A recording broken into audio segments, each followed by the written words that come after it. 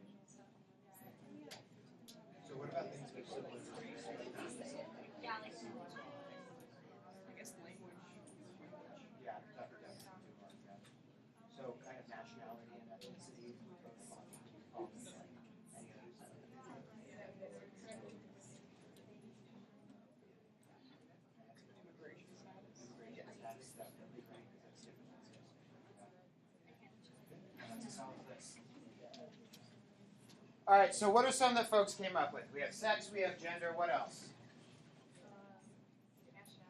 Nationality, all right. Sexuality, right? Or sexual orientation. Later in the semester, we're going to pick apart what those terms mean and some of the differences between them. Yeah? Religion, right? Other folks, what about over here, yeah? Age, definitely, right? This is one a lot of people don't think of, but both elderly people and young people are marginalized based off of their age, certainly, yeah. Other folks?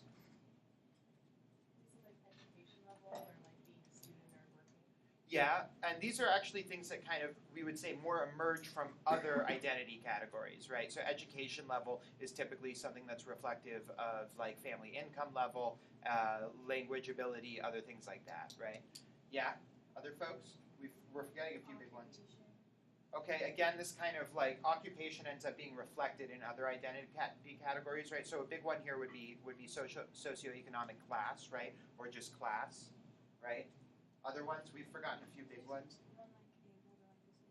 Right? Ability and disability, right? Another one. Yeah?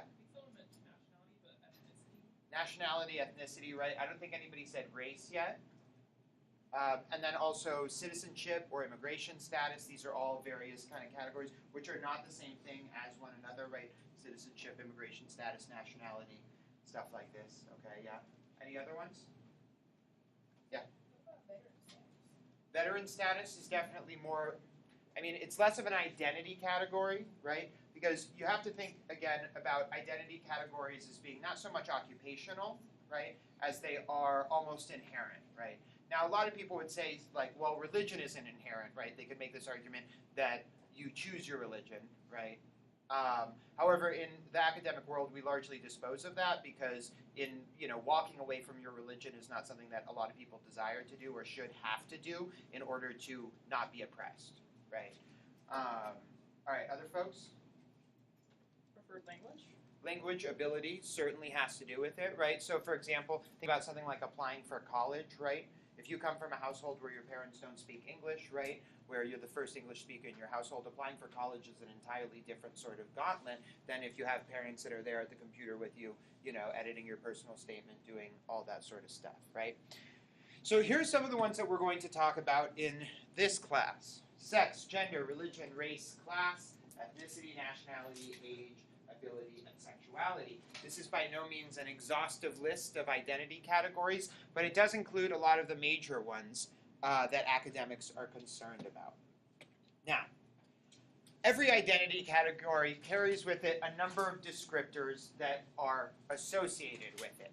Last week we talked a little bit about kind of a binary in popular media representations of women and men, right? That women have a set of associations that are very different than the set of associations that men have, right?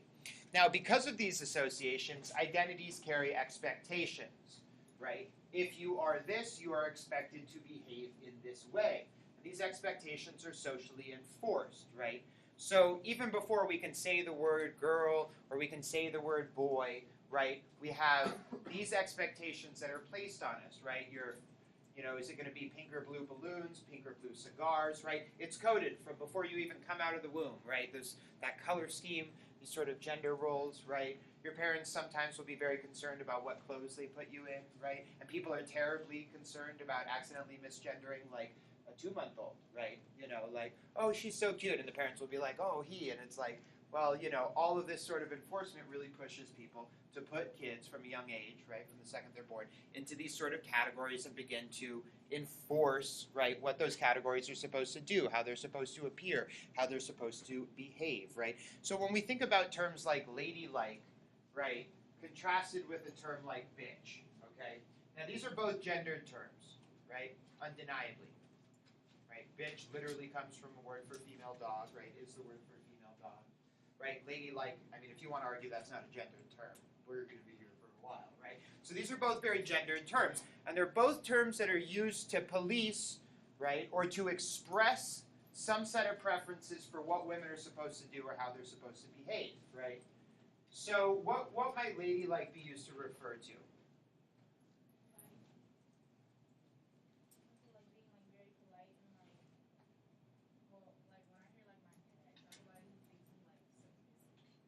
Some,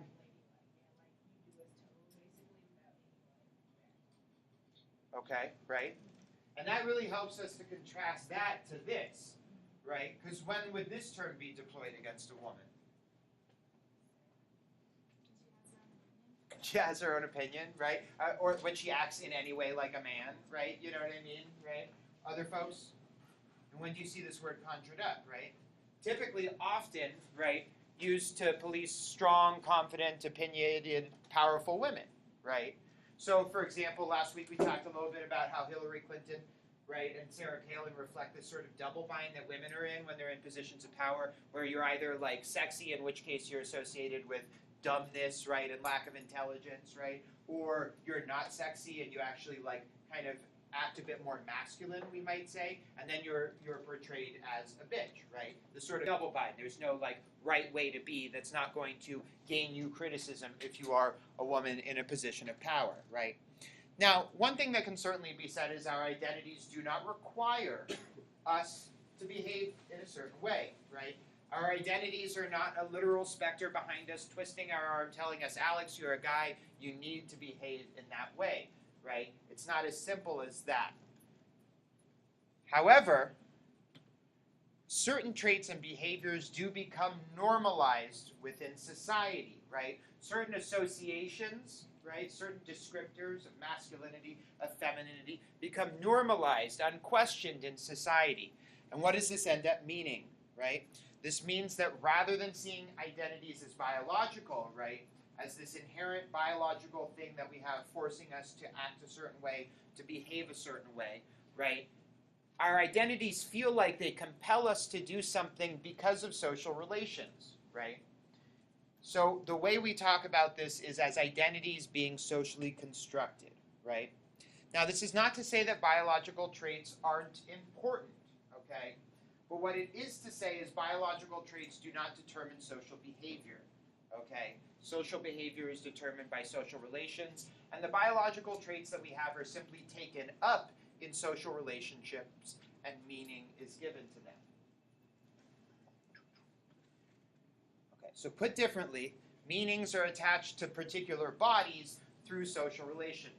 Bodies are important. Bodies are literally the arenas in which identities are imprinted and played out, right? But they do not determine our social behavior in the final instance, okay? So let me talk a little bit about that.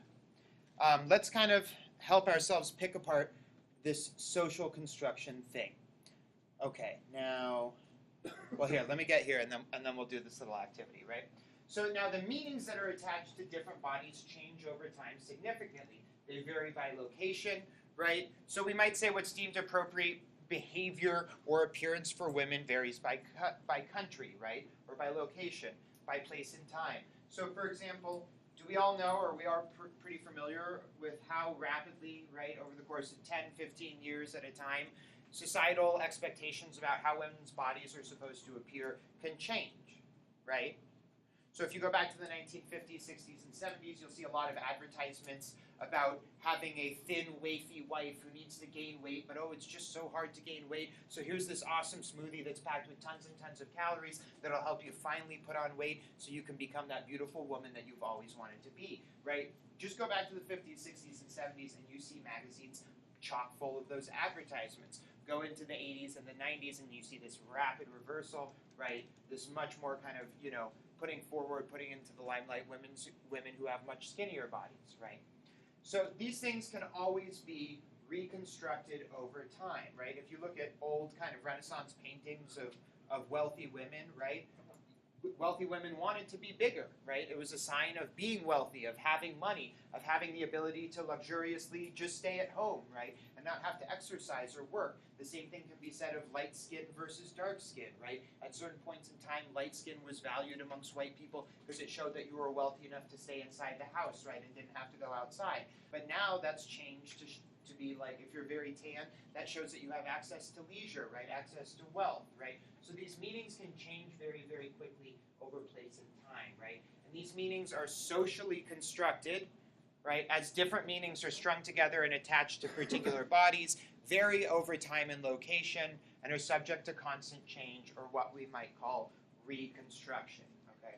So to help us pick this apart, I'm going to use the category of race, because a lot's been talked about in terms of racial construction. And I want us to do a little bit of an activity here in class, okay? We're just going to do it all together as once, right? And this will help us understand how social construction gives the illusion that biology creates social behaviors, right? When in fact it doesn't. So we're going to use the category of race. The category of race is a socially constructed identity category, just like most identity categories, which is to say that race as we know it, the categories that we use to define and talk about race, exist and continue to exist because of social relations, right, that require and call up those identities. However, there is not a gene for race, okay? There is no biological consistent basis for race, right? There's nothing that you can do to look at somebody's genome and say in a definitive way, this person would be described socially as having this race, right? When you do like 23andMe stuff, which, I mean, like on a scientific level is a really problematic and flawed company and process that, I mean, gives people ideas about their background that they express in social terms, right? Even though they're trying to describe biological traits that are picked up within your genome, right? So you're never going to find on somebody's gene code a gene that's like, this person is black, this person is Asian, right? You're certainly not going to find one that says that this person is Palestinian. So how in the heck does 23andMe, right? That's the company 23andMe. So how do these companies, right, take a little bit of your DNA and send you back this profile of your ethnic and racial background, right? Well, we'll get to that in a second.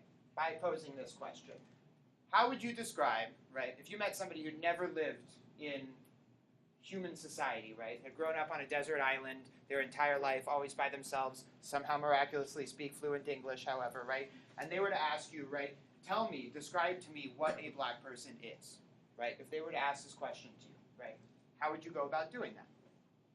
Where would you start? You can do this, like we're doing this now as an activity, okay, so how would you start, right?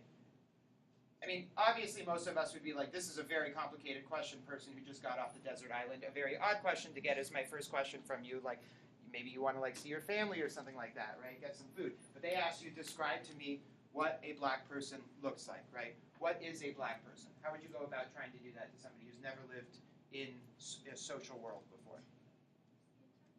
Okay, you'd start with skin tone, right? Now, you'd say skin tone that's darker than other people that you see, perhaps, right? Now, are there people who aren't black who have darker skin tone than some people who are black? Are there some people who are black who have a lighter skin tone than people who aren't black? Okay, so that doesn't give us something very stable to work with, right? So let's add on to that then. What would be the next thing that you might pick up on, might use to describe? Well, let's try something cultural, right? You guys hate this, right? Because you realize how stereotypical this feels, right? But this is how identities are socially constructed, right? This is why when you tell somebody, right, describe somebody as a particular identity, people think they know automatically somehow what you're talking about, right? Because these things are socially constructed, but they only continue to exist because we all unspeakingly agree on some sort of set of meanings that we're using whenever we use these terms or we're referring to, right? So social construction, right, is the stringing together of meanings and attaching them to particular bodies, right? There is no gene for blackness, there is no gene for Caucasianness, there is no gene for Asianness. There are genes that relate to skin tone, that relate to skull size, that relate to hair type, that relate to eye color, that relate to weight, that relate to everything, right? But none of those relates to race. Race, along with all these other identities, is a socially constructed identity category. Is biology important? It's extremely important, right? But our biology does not make us act feminine. Our biology does not make us act masculine, right? Our place within social relations compels us to act in particular ways based off of our perceived identities, right? Now, this doesn't mean that identities are unimportant, or if we simply just stop talking about them, they're going to disappear, right? As we'll talk about in this lecture, our identities aren't simply something that we talk about and perform, but they're built into societal relations, into institutions, from education to politics to you name it. So simply by stopping talking about them, right, that's not going to make these systems of oppression go away. Now, to talk a bit more about identity. Now, subjectivity, who's heard this term before, subjectivity? Kind of, do you feel comfortable with the term overall, or, yeah? Okay, so subjectivity, when you think of it, you probably think about like your experience in the world, kind of like your perspective, right, in a way. And that's a lot about what subjectivity is. It refers to how we see ourselves and understand ourselves in the social world in relation to others, right? In other words, subjectivity structures what we do. So, every day I go out of the house, right? When I go out of the house every day in the morning, I don't have the option of just going out as a white person and leaving my masculinity at home, right? I don't have the option of going out as just a man and leaving my racial identity at home, right? Everywhere I go, all of my identities are carried with me all the time, right? And what that means is the way I see the world, the way I act in the world, emerges from my understanding of those particular identities. Every decision I make as Alex is based off of Alex's history of decision-making in the past, right? Now, if I had no subjectivity, if I had no sort of grounded understanding and concept of myself as an actor in the social world, right, then I would have no idea what to do. because when it came time for me to make a decision, I would have no history of Alex to depend on, right? This is kind of basic psychology. We're not like super independent thinkers when it comes down to it. We're mostly creatures who react in ways that reflects our history of experiencing the world, right? And this is also the same with our history of experiencing our own identities, right? So we typically act in ways that are consistent with how we've acted before. Now, anybody big fan of doing psychedelic drugs?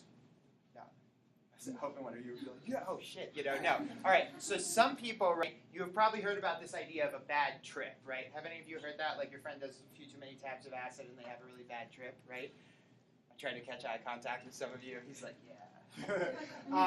So this idea of a bad trip is actually largely emerges because psychedelic drugs, certain drugs, right, can affect you in such a way that you literally forget who you are, right? You forget, I am Alex. And the second you forget I'm Alex, right, or I'm Kate, right, or I'm Daria, right, second you forget that, then all of a sudden you're like, shit, I have no idea what to do, right? I don't know where to go. I literally don't know just like at all what to do. I don't know what the next move Alex would make is. Would he go back to his office? Would he get lunch? Like, what does Alex do on a regular basis, right? So subjectivity is really important, and our subjectivity largely emerges from our identities, right? In other words, all these decisions that I've been making over my lifetime, right, that make it so I continue to make decisions in similar fashions, those decisions were already affected by the fact that I am male, that I am white, right? I mean, I know I'm Palestinian, but I describe myself as white because socially I'm seen as and experience the world largely as a white person, right? So you can have multiple subjectivities all operating at once, right? And sometimes you engage some of these subjectivities a bit more than others, right? So for example, do you act the same way when you're around all of your teammates on the softball team as you do when you're around your family at the dinner table? Right? You have an entirely kind of different matrix kind of way of making decisions and acting with like the other team members than you do with your family, right? And I think we all do this, right? We're actually really good at tactically navigating different subjectivities for different spaces, for different contexts, right? To always appear in a way that won't get us a lot of trouble, right? Get us a lot of resistance. Now, the term intersubjective refers to things that occur in relations between two or more people, between subjects, right? So all human interaction is intersubjective, right? Conversations between people are intersubjective. Concepts like love, right, are very intersubjective. You can't really imagine a concept of love, right, with just one person existing in the world and nobody else to be the target of the love or to be the one sending the love targeted towards them, right? And it's no different with identities. Identities are similarly intersubjective, right? It's hard to imagine a concept of male or female, for example, if there were only one person living in the world, right? Imagine that happened to you, this desert island scenario. All of a sudden you woke up, right? You had no human history. You were just by yourself, right? But somehow you were fluent in English, right? And had the ability to describe the world and stuff like that. Do you think alone by yourself on a desert island, having never met another person, that you would think that a gender identity, a racial identity, a sexual orientation, do you think people would naturally be like, I am female in the absence of other females or in the absence of a male against which to contrast themselves with, right? It's kind of hard to imagine that that would naturally take place, right? Because identities are intersubjective and they're a part of social relations. Now, we can understand this in a different way by asking ourselves how we feel validated by others in our own identities, right? So take a moment to think about this for yourselves. Every day, you're going out in the world as a complex set of identities, a set of subjectivities that you're engaging at different times, depending on who you're interacting with, who you're talking with, right? But always with the intent of being able to pass, right? With the intent of being able to not get a lot of flack from people, to not get in trouble, to not have people telling you, oh, you're doing your identity the wrong way, right? And there are certain moments, right, where you get validated in the way in which you're doing your identity, right? The way in which you're going about things in the world that relate perhaps to your gender or to your race or to your sexual orientation. So I want folks to take a moment to think about this for themselves. Just, maybe jot it down on the piece of paper you're taking notes in. But I want everybody to think of something. What's a way in which you feel validated by others, right, when you're interacting with them that relates to your identity? And I'll start off really quickly, right? Whenever I like my beard and my masculinity are very closely intertwined, right? Grooming my beard, how long it is, stuff like that can all kind of relate to different moments in, you know, the evolution of my masculinity. Sometimes I've wanted to be a bit more kind of like outdoorsman, lumberjacky. Other times I've wanted to be a bit more like kind of like this, even cleaner sometimes, more close cut, right? And now sometimes I'll be out at a bar. I mean, I spend time other places, but like hypothetically for this example, and some like just big yoked dude will come up to me, right? And he'll be like, "Man, I love that's a great beard," right? So this weird thing happens to me in that moment because like, I mean, I'm an active person, right? I really trust, like I know, believe it or not, right? A grad student who actually has time for that stuff. But I'm a super active person, and I exercise a lot. But I've never been interested in like putting on a ton of bulk. But I still like kind of idealize that type of body because society has taught me so much that like I should want that, right? And sometimes I really put in work to try and get there, but to no avail, right? So in this moment, this guy who has a body that I wish I had, right? And I wish I had that so that my masculinity would appear a certain way to other people, has been like, dude, that's a dope beard, right? And I look at him and I can tell like he can never grow a beard, right? It's never going to happen for him. But he's like really big and strong. And so in this weird moment, it's kind of like my masculinity passes him, right? And I know that's not the right language to talk about it, but it makes me feel really validated because I'm like, I'm doing this beard thing in a kind of an attempt to portray a particular sort of masculinity, right? Also because shaving is annoying. Right. So there's my example, right, on how I feel validated in my identity by other people in this intersubjective moment. So I want you to think about ways in which you also feel validated in your lives by other people for doing you the way that you do.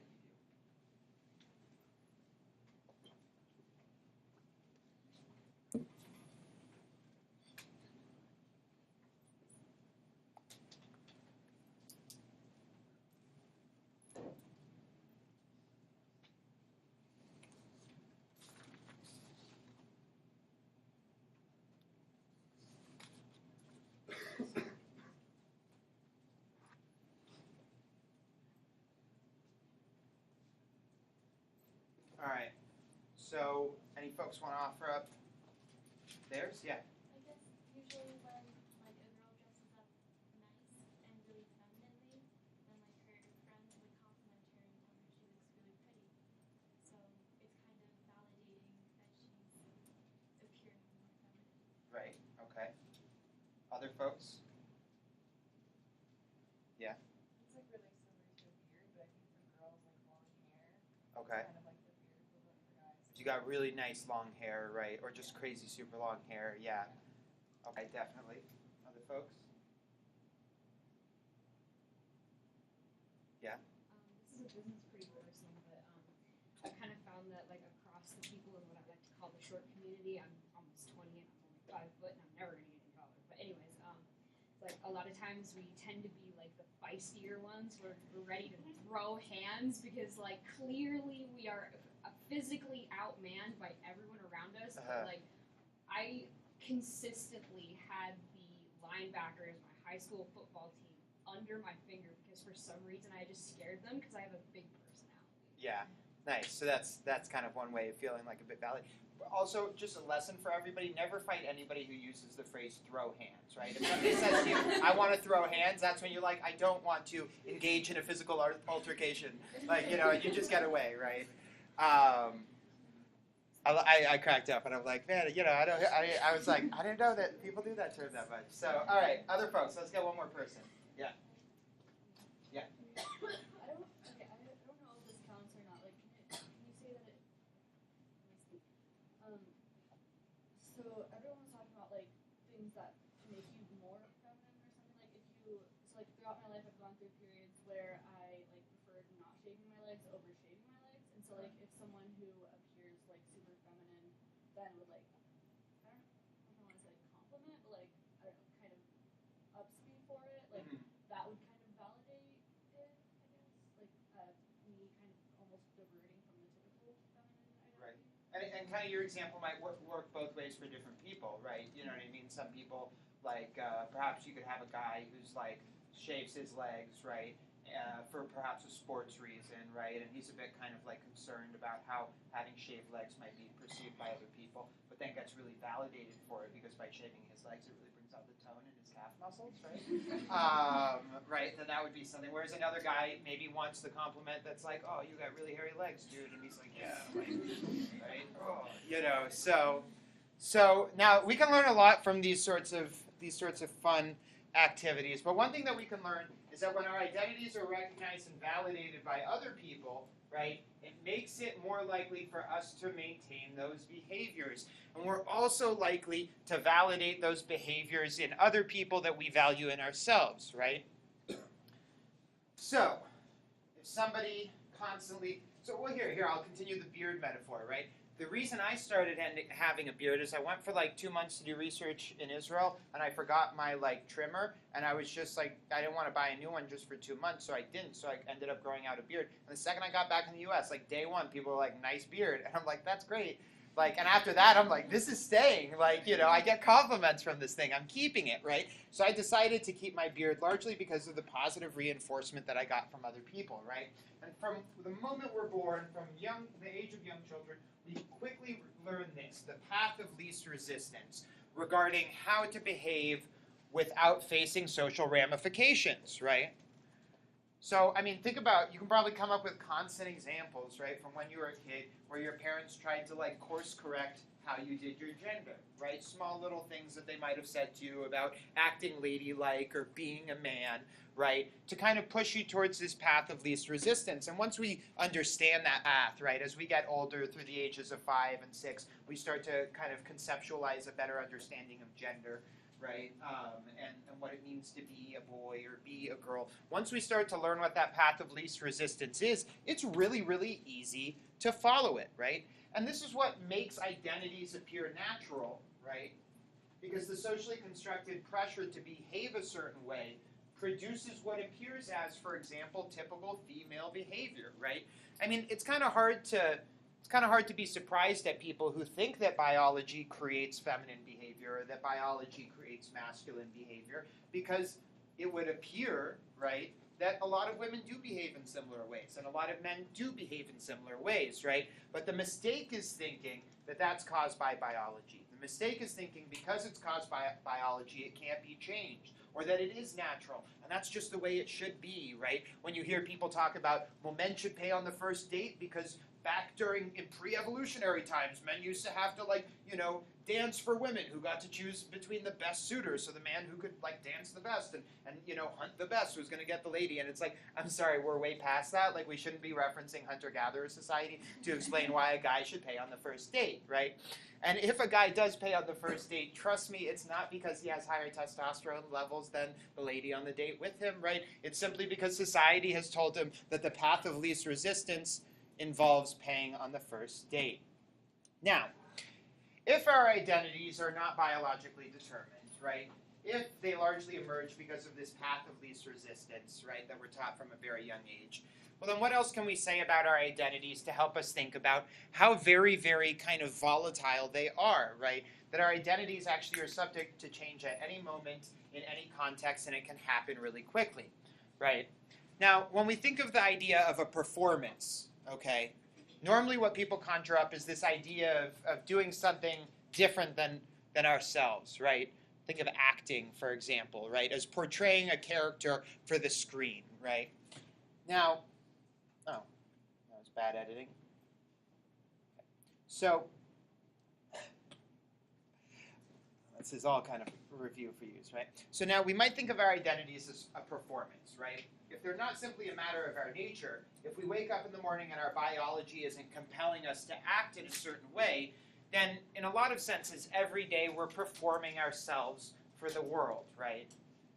And I know that's hard to grasp because I know a lot of times the way we act just feels natural. You don't even think twice about it. You don't question it. You're just doing you, right? But that just doing you comes from somewhere. It comes from your whole social history. It comes from your experience of various paths of least resistance, right? So it's not simply a matter of nature. Now, much like with a good performance, much like with a good actor, you can't really tell the difference between what's in front of you and reality, right? And for the most part, we want to dispose of this idea that there is this like natural reality, that we have a natural self that just needs to be expressed, right?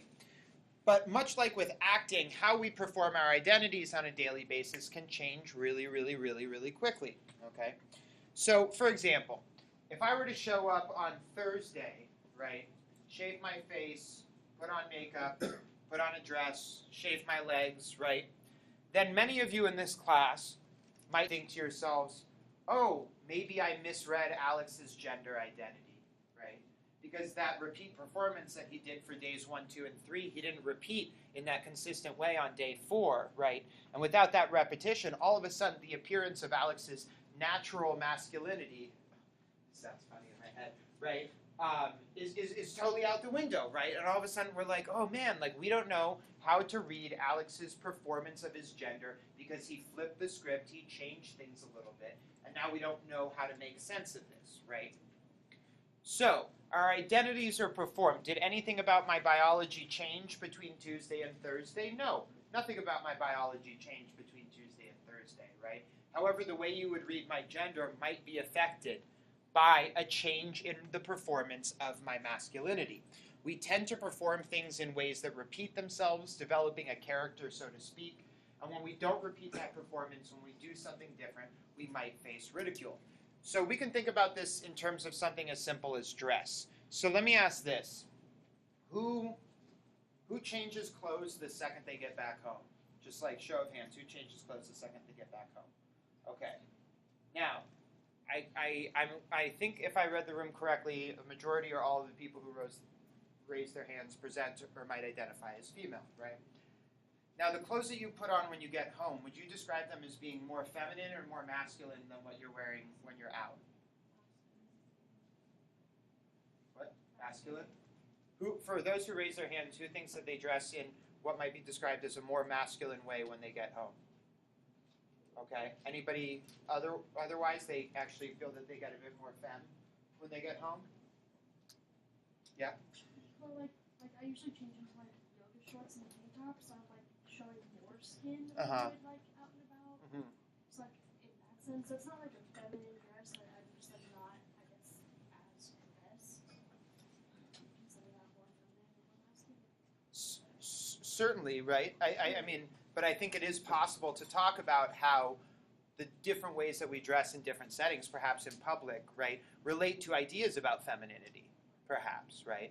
So who here also kind of goes with the same yoga pants, tank top, t-shirt change, sweatpants, right, your boyfriend's jeans, whatever is loose and comfortable and movable, right? So now this tells us something about how performances work, right?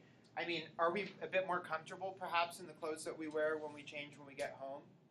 Right? I mean, this is not the most comfortable thing I own. God knows this. And I'm changing the second I get home. This is all a performance for you all, right? Like, I'm getting back into sports clothes. I'm going to put on, like, basketball shorts and a loose t-shirt when I get home, certainly, right? But this also has something to do with my masculinity as well, right? Like, I could wear that. I could wear basketball shorts and just a loose t-shirt. I might get in trouble with my department, right?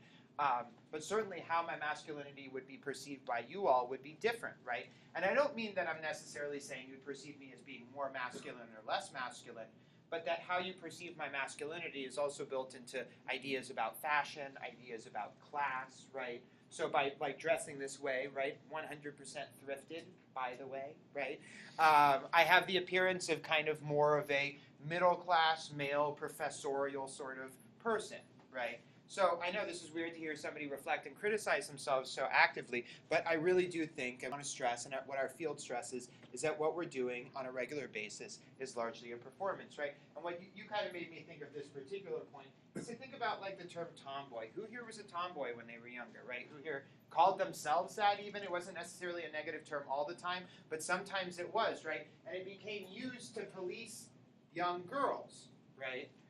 Was being a tomboy, did it feel like natural to you, right, at the time? Do you remember thinking like, oh, this is an artificial performance, but I'm totally sticking it to the system? No, it probably felt like this is who I am, right, at that particular age.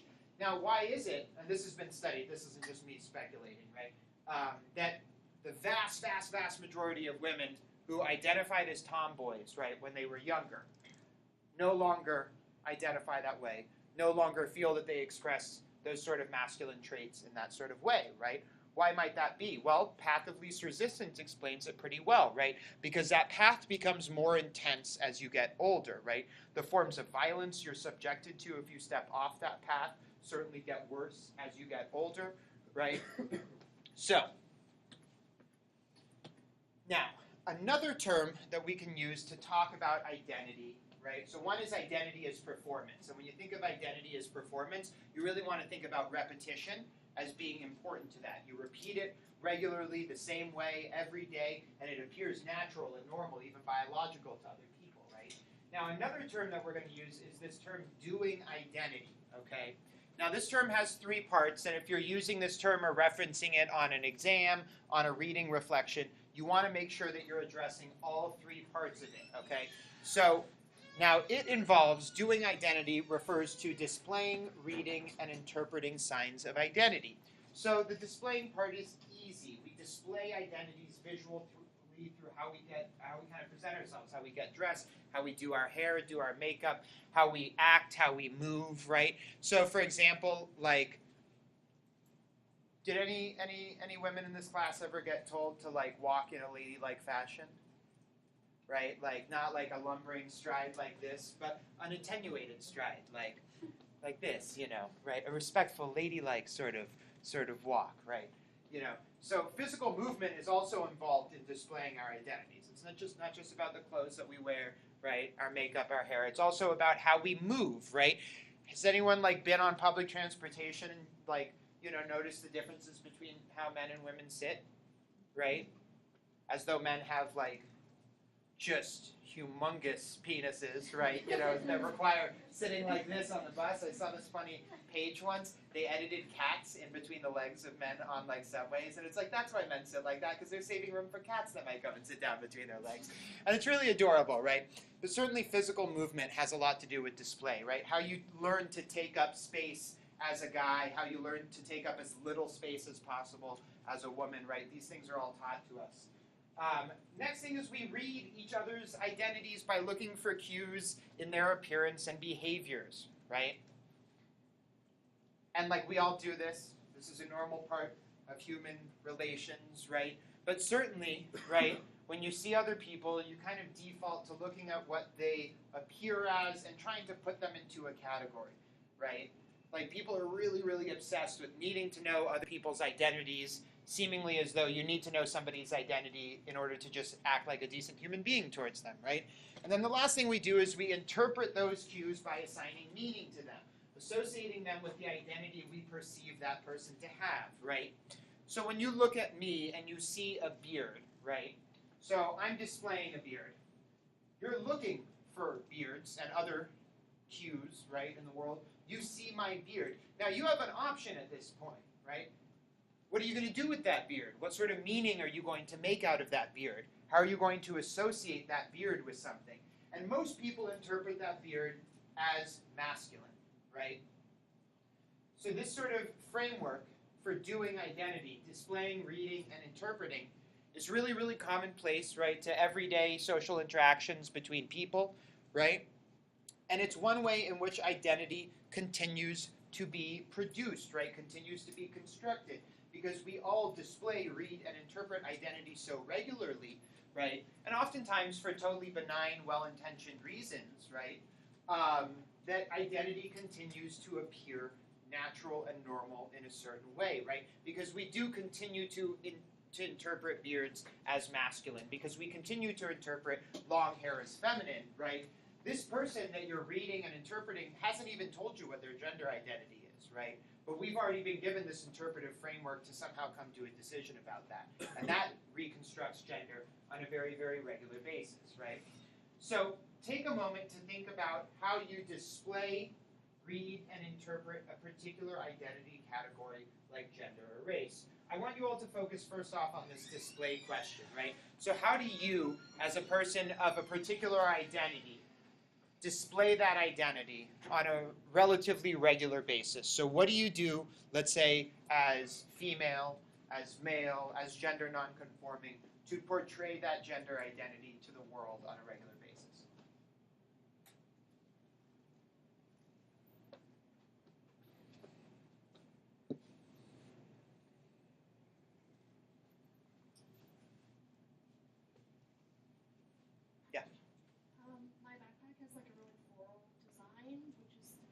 feminine, and that's like the backpack I use all the time, Mhm. whether I'm on campus or not. So like whenever I've got that on, I guess like people would see that and they could only see that and assume that like I'm feminine. Right. Okay. Yeah. I use like my hairstyles and like I have certain T-shirts that like project like my race and like my support of my race basically. And like right now I have twists and they're still considered like a black hairstyle. And when they're not in, I have my hair out usually black afro with my chest feathers. Cool. And would it be safe to say also that you use some of those things also for kind of reading and interpreting other people as well, right? Like hairstyle and stuff like that. Okay. Other folks, yeah. I think just the fact that like shopping in like the women's section, Uh-huh. that's a good way to display my identity. Yeah. Certainly. Right. Like I mean, don't even get me started on how like having gendered.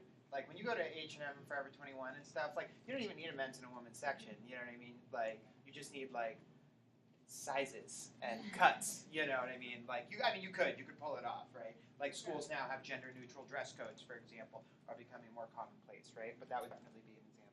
Other folks. So okay, for some of you, what is like high femme? What is like Friday night going out? Like I don't want to do this every day, but I'm really enjoying doing it like once a week, right? What does that involve? Heels. What? Heels. Heels? Okay, you don't wear heels every day, No. right? Okay, but you put them for a night out, maybe, yeah.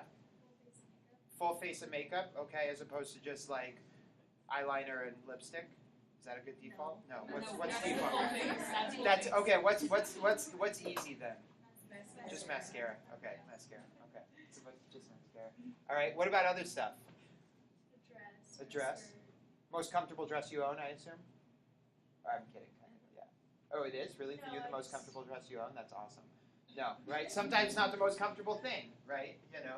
So sometimes there's trade-offs between how we perform, right, our identities, and sometimes like kind of the pain that can come with them, right? You know, I think for guys, what's considered default and appropriate masculine clothing is oftentimes a lot more comfortable, a lot looser, you know, typically. Like, and that's been written about extensively. So we're going to take a break just for a couple minutes until the hour. Go ahead and take out your phones, any social media stuff that you want to be able to do. We're going to come back right at the hour so we can continue. Really a break. Yeah, well, a 2-minute break if you got to check notifications or something, right? Like I said, I'm going to try and do this, and the trade-off is you keep your phones away while we're actually doing class work, right?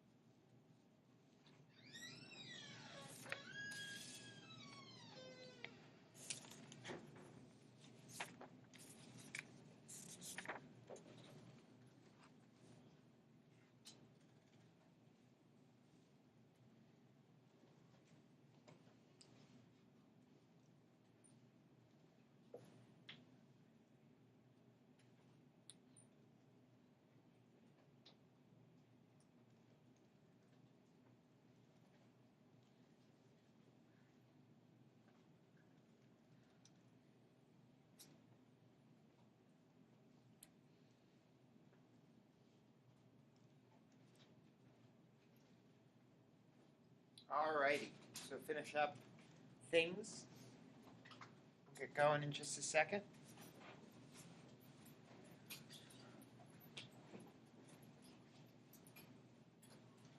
Alright, so now we're going to turn a little page. The first half of this lecture, well, the first 4/5 of this lecture, were about kind of how identity emerges in social relations, right? How it emerges between people as we interact with one another, right? How we all kind of collectively participate in propping up identity, what we know about it, what we think about it. Now, this is going to turn to make a little bit of sense out of all that in relationship to, okay, well, how does this relate to power and oppression? And how does this relate to culture as we've come to talk about it so far? So these are some of the key terms that we're going to have during this section of the lecture. Now, we're going to be talking a lot about pop culture in this class, and I know we all know kind of what it is, but just to provide us with a nice definition that you can use when writing, right, to quote from lectures, it refers to the entirety of ideas, perspectives, attitudes, images, and other phenomena that are within the mainstream of a given culture, or in our case, Western culture, or U.S. culture, right? Now, pop culture, unlike other cultural forms, is heavily invested in and affected by the means of communication, right? Normally emerging from mass media. So when we think about anything that is pop cultural, right, typically we're thinking of things that are able to access or be conveyed, right, through mass media in a particular way, right? Now, things can be popular without necessarily being pop culture, and certainly social media has really changed the relationship of popular culture to the channel of communication, right? Because now people from the comfort of their own homes are able to create content that goes viral, right, in a very short amount of time. Now, a lot of people make this argument that pop culture is less nuanced or less intelligent than other cultural forms, right? There used to be this notion of high culture and low culture, or high art and low art, right? And we want to really move away from this sort of way of thinking about popular culture, right? Because you can say what you want to about popular culture. What you can't argue about is that it is extremely important. It's important as a site to investigate, to understand stuff about the society from which those products or artifacts are emerging, right? And it's important because it really, really affects us, right? We can say that pop culture functions in ways that really make it often unavoidable, right? And therefore an importantly site of scholarly investigation and intervention, right? Whenever you say to somebody like, oh, how do you not know about this? Like, what, have you been living under a rock? Right? That kind of insinuates that a lot of pop culture is, again, unavoidable, right? That we can't get away from it. And therefore it is really, really important to study, right? It might be, for many people, more important to study Barbie dolls than Dawn dolls, right? Simply because of the fact that Barbie dolls are ubiquitous. They're everywhere. And therefore there's something that we need to pay attention to and try and learn from. Now, pop cultures, as there are certainly more than one, might sample from other cultures, right? So, for example, if we talk about popular music, we're probably talking about music that comes from a lot of different, right, genres of music, right? Popular music isn't the same thing as saying rock or rap or hip hop or R&B, right? It pulls from a lot of different cultures of music, right? Now, popular culture also is a way of relating to society-wide debates about politics, identity, and the consumption of cultural artifacts, right? So, for example, how one relates to different aspects of popular culture can define them as cool and hip, right? As a sellout, a conformist, depending on what they're interested in, right? So, for example, like, what's like old now? Like, what's something that's like recently old that wasn't maybe old a year ago, but is like totally not important or relevant anymore? And if somebody tries referencing it, you're kind of like, oh, get with the picture. Like, yeah. What? There you go. Want to explain that? Yeah, so when someone's wearing like shoes that you don't hear on the internet, people would scream, "What are those?" Okay, cool. All right. It's probably more saying than physical stuff. Okay, right. So what's another example maybe of something? Yeah. YOLO? YOLO. Okay, yeah, YOLO's definitely out, right? But you could probably use it now and kind of be cool in a different way. Somebody's like, whoa, did he use YOLO? That was like 2 years ago. That's really recent. Like, this guy's edgy, right? But who knows, right? So certainly how you relate to popular culture, right? What you know about popular culture can determine, like, you know, how you're kind of perceived by other people, right? Like you're always like entranced, right, when you see like these Instagrannies, you know what I mean? Like the grandmothers that like are super on Instagram and post every day and like are super. Some of you have seen some of these people? It's always fascinating, right? You know, because of these sort of assumptions that we have about who knows about and who accesses popular culture, right? So popular culture is powerful, it's influential, right? And if we think back on that idea of a cultural imaginary from last week, right? Pop culture is also a cultural imaginary where ideas about oneself and one's social belonging are constructed. Popular culture can oftentimes be like a language in and of itself, right? I mean, if we think especially about like how social media works now, you're talking about like more like phrases and stuff like this, right? Like there's kind of a language almost that you can kind of demonstrate your command of in order to be perceived as being kind of like someone who's in the know, who's in the loop with pop culture, right? Certain phrases that you can use online, stuff like that, right? At a time, YOLO, perhaps, right? Now, of really important of real importance to this course is the way in which popular culture specifically informs identity and structures power relations within Western contexts, right? In other words, what we wear, how we do our hair, how we talk, how we act, how we perform our femininity and masculinity is more likely going to be influenced by pop culture, right, than it is by kind of more subversive, right, subcultural or countercultural things, right? So pop culture really speaks to identity. It provides a means to express identity, ideas about gender, sexuality, race, right, other categories. Now, a lot of people would argue, as we're going to talk about in this course, that pop culture is a major site for the maintenance of oppressive power relations, ones which rely on identity for their articulations such as racism and sexism. So thinking back to last week, what this is to say is that a lot of people argue that pop culture represents femininity, represents masculinity, represents race in ways that are problematic, right? That your average popular music video is doing a disservice to women, that your average popular music video is doing a disservice to people of color, right? This is an argument that you oftentimes hear, right? However, we need to also consider the importance of work which is located within the purview of popular culture, but also pushes us to rethink gender norms, right? Which is to say, while perhaps a majority of things in popular culture are oppressive, not everything that is in popular culture is. In other words, right, not everything that is countercultural is not pop cultural, yeah? So I just had a question, like, I would say that feminism has kind of become like trendy almost. Yeah. So like, I think a certain aspect of feminism, yeah, has become trendy. Yeah. so does that then kind of contradict that, or? Well, that's kind of evidencing this particular point here, right? Is that just because something is pop cultural doesn't mean that it's oppressive, right? Now, certainly a lot of things in pop culture are, right? And you might argue that the majority of popular culture is oppressive, and that's probably because in order to be even received by the public, you need to be speaking a language they speak, right? The language of traditional masculinity and traditional femininity, right? However, with this like mainstreaming of feminism, right, within popular culture, that's one way in which we can be like, hey, there's some good stuff happening within popular culture too, right? But one way that we also oftentimes talk about those good things is about counterculture, right? So these are two terms I want you to put in your vocabulary, popular culture and counterculture, right? To describe the mainstream and to describe the ways in which the creation of culture can run counter to the mainstream, counter to relations of inequality, right? So countercultural scenes like the punk scene, right? The queer anarchist scene, right? They challenge power relations that maintain inequality.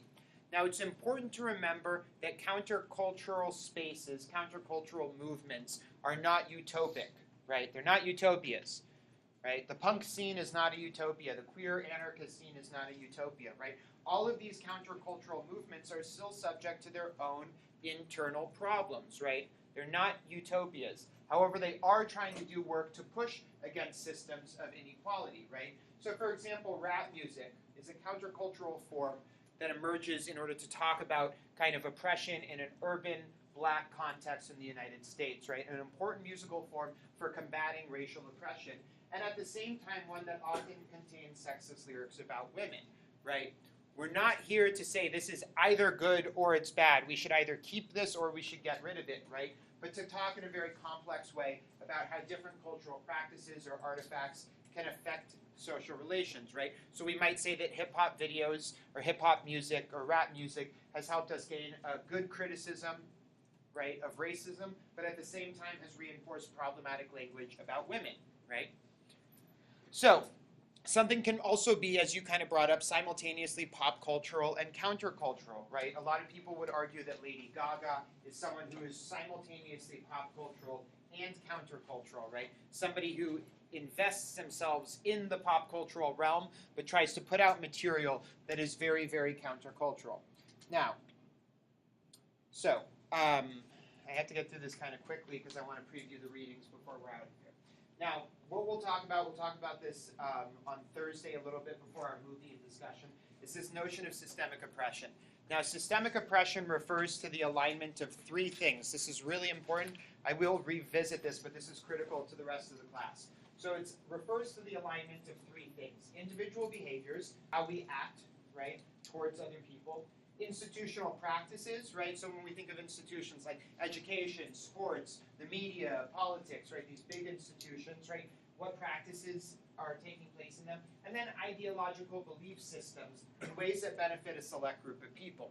So rather than talking about oppression in a general sense, systemic oppression specifically refers to the alignment of these three things, right? So it's meant to draw attention to the systemic nature of oppression, right? That oppression isn't simply isolated to individual acts or to institutional policies or to belief systems. Systemic oppression is about how these things oftentimes work together, okay? And they're also the three sites where activism should be directed, right? A lot of people typically focus on the institutional side of things when they think about activism, changing laws, changing practices, right?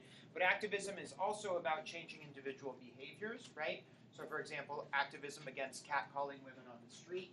And also, it's about changing the ways in which we think about the world, right?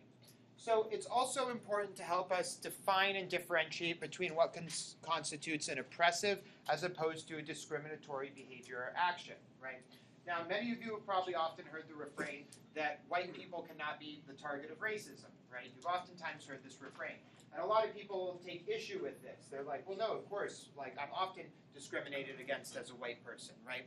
Now, this is an important linguistic thing. This isn't a debate over the experience of individual discrimination from another person.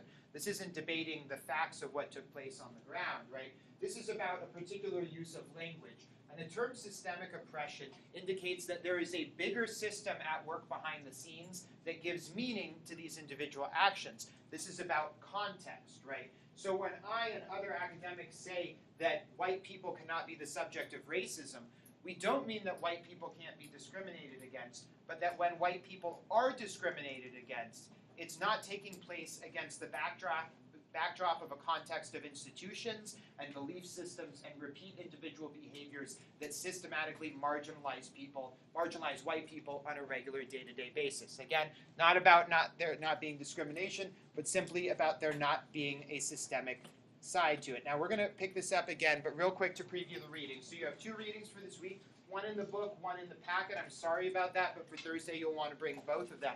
So the first one is Boys Act, Girls Appear by Mernon. This article focuses on children's toys and how children's toys are marketed for boys and girls to identify gendered cues targeted at them. The article further addresses how these gender cues affect children's gender and sexual development and their relationship of such developments to patriarchy. The questions you want to think about for Thursday are: how do children's toys fit into the lifespan of gender identity development? What role do they play? How do we relate this to the idea of doing or performing identity? And how does a gender binary begin to emerge in young children's lives? Now, the next article, this is the one that's in your book, is Separating the Men from the Moms. I find this one to be really interesting because it totally relates to my life. If you played youth sports and your parents were involved as team parents or coaches, this will be relevant to you.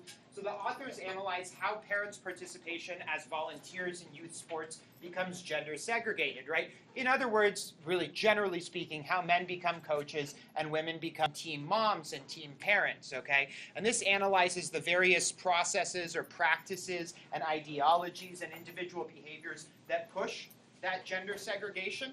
So the questions you want to think about is, how do authors first off describe positive changes in youth sports, but what is left out? Next, you want to look at this term, gender regime. This is a really important term in the reading. Look how it's defined and how it's used.